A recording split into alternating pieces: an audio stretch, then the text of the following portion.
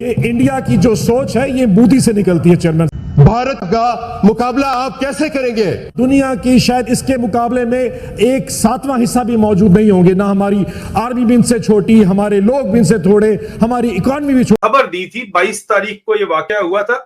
मैं आई टुक my time. ये जो वाकया है ये जनरल आसिम मुनीर के जबरदस्ती ऑर्डर्स के ऊपर आईएसआई के मना करने के बावजूद जब कारगिल का वाकया होता है तो उस वक्त के प्राइम मिनिस्टर साहब फरमाते हैं कि मुझे पता है जिन लोगों ने हरकत की है, मैं इंडिया से माफी मांगूंगा, मुझे पता है ये पाकिस्तान से शरारत हुई। इस किस्म के हालात में जिस तरह की इंडिया ने हमें दबाने की कोशिश की, मोदी पाकिस्तान के खिलाफ करना चाहता, वो जो हर रोज कर्जे मांग रहा हो उसकी कोई हैसियत नहीं होती है। हम लोगों ने आज तक ऐसा काम क्या किया है कि जिसके लिए हम लोग बड़े इतराते हैं। हम कहते नहीं जी फॉल्स फ्लैग था, कोई फॉल्स फ्लैग नहीं था। वेल थॉट आउट होते हैं ना जी, तो आपने कॉन्सिक्वेंसेस नहीं देखे थे जो अभी आप जाके उनके मिन्नत अल्लाह करें। और अगर आज इंडिया ने यह सोच लिया कि वो हम पर अटैक करे, मेरे पास चॉइसेस क्या है, सरेंडर कर लो और या मर जाओ। ये जंग किए बगैर हिंदुस्तान अपने मकासद के अंदर अभी बहुत बड़ी हद तक कामयाब हो चुका है। जंगें आजकल टैंकों से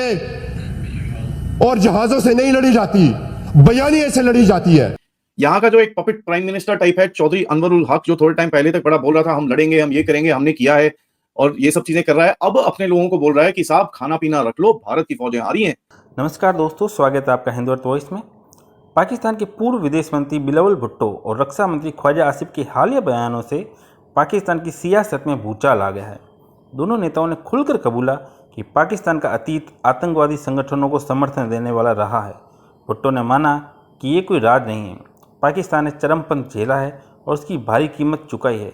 वे ख्वाजा आसिफ ने कहा, हमने 3 दशकों तक अमेरिका और पश्चिम के लिए ये गंदा काम किया। इन कबूलनामों के बाद पाकिस्तानी संसद में हंगामा मच गया है। भारत की बढ़ती ताकत और अंतर्राष्ट्रीय मंचों पर उसके प्रभाव से पाकिस्तानी नेता घबराए हुए हैं। डर है कि भारत अब इस मुद्दे को कितनी तीव्रता से उठाएगा और पाकिस्तान को अंतर्राष्ट्रीय स्तर पर कितना घेर सकता है। एक और पाकिस्तान के नेता अपनी सच्चाई उजागर कर रहे हैं और दूसरी ओर वहाँ का सिस्टम भारत के आक्रामक रुख से कांप रहा है।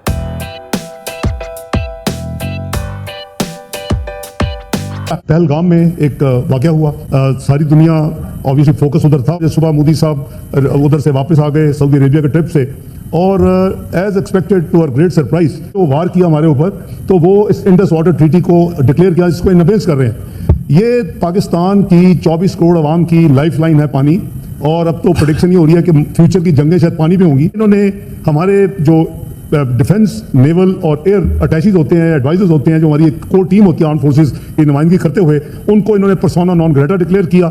हमारे जो हमसाए हैं जिनके साथ आमतौर पर ट्रेड किया जाता है, वो हमारी बदकिस्मती से कई सालों से, कई दहाइयों से हमने सब के साथ सींग अड़ाए हुए हैं। इंडिया ने हमारे साथ हमेशा दुश्मनी की है। उनका जो आरएसएस का की जो आइडियोलॉजी है, जिसको कि इस वक्त के प्राइम मिनिस्टर उसको फुली इंप्लीमेंट कर रहे हैं। लेकिन क्या मुख्तलिफ बनाता है इंडिया को पाकिस्तान से?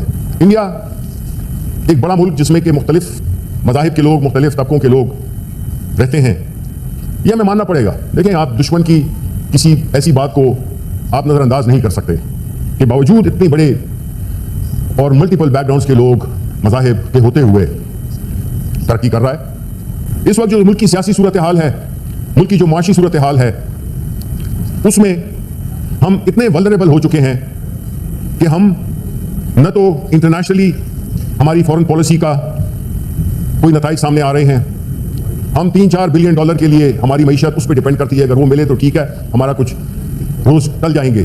लेकिन हमें इवन इस वाकये में हमें कोई इतनी इंटरनेशनल सपोर्ट नहीं मिली बदकिस्मती से। हुकूमत में कोई डायरेक्शन है, कोई क्लैरिटी है, या ये वैसे हवाई फायर कर रहे हैं? तक हमारी इकोनॉमी कमजोर होगी, हमारी फॉरेन पॉलिसी मजबूत हो ही नहीं सकती है। ये एक बुनियादी उसूल है। Unless you are economically strong, you will be strong in your foreign policy and vice versa.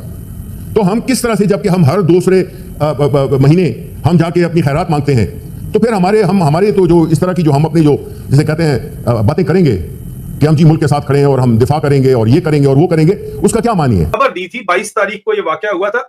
मैं आई टुक माई टाइम। ये जो वाकया है ये जनरल आसिम मुनीर के जबरदस्ती ऑर्डर्स के ऊपर आईएसआई के मना करने के बावजूद आईएसआई ने कहा कि ये मत करवाएं काम तो आगे प्रॉक्सी से करवाया जाता है, क्योंकि बड़े अरसे से ये काम इन्होंने बंद किया हुआ है तो तरीकाकार तो जरा फर्क ही होना था।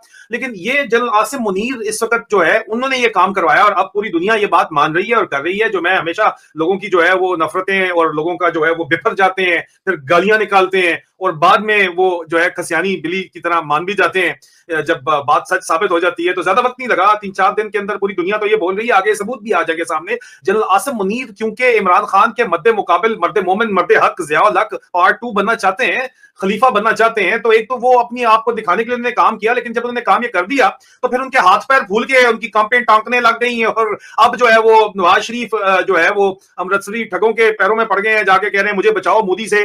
तो इस वजह से लग रहा है कि शायद इसको दाना फेंका गया था आसिम मुनीर को, इसको शौक बहुत है पॉपुलैरिटी कॉन्टेस्ट का, तो इसलिए जो है ये इसने काम किया। हाँ, बलूचिस्तान का इशू तो है ना, मौजूद है, वो तो इंटरनल प्रेशर तो बड़ा शदीद था, इन्होंने तो माना नहीं ना जी। इन्होंने 200-250-300 फौजी जो है वो अपने वहां पे जाफर एक्सप्रेस के अंदर इन्होंने जो है वो शहीद करवा दिए हैं और उसके बाद लोग कहते हैं अब तो इतनी नफरत है, कहते हैं शहीद भी मत बोलो। लेकिन इन लोगों को तो इस वक्त ये कल तक पटवारी जो है ये गालियां जो निकाल रहे थे जिस फौज को, आज उसी फौज के लिए नारे तो बड़े लगा रहे हैं, लेकिन अंदर खाते जो कहानी चल रही है वो ये चल रही है कि आसिम मुनीर को आईएसआई ने मना किया था कि सर ये मत करें, लेकिन आसिम मुनीर ने जिद में आके ये काम करवाया। क्यों करवाया? अगर उसको अच्छा अब जब करवा ही दिया है तो फिर भाई मर्द बन, तू डटता भी नहीं, तू डट बगैरता है कि तरीका है, और डटता भी नहीं मतलब हूं डरिया हुआ है, उन कहता नहीं जी फॉल्स फ्लैग था, कोई फॉल्स फ्लैग नहीं था, stand by what I have reported. और हमेशा इसी तरह होता है, लोग आगे से बिफर के सज्जे खब्बे ऊपर नीचे की थ्योरियां लेके आते हैं। देखिए नेशनलिज्म और फैशिज्म में थिन लाइन डिफरेंस। ये न्यूज अपडेट देख के पाकिस्तानी जो अपोलॉजिस्ट हैं और पाकिस्तानियों को बिल्कुल भी अच्छा नहीं लगेगा,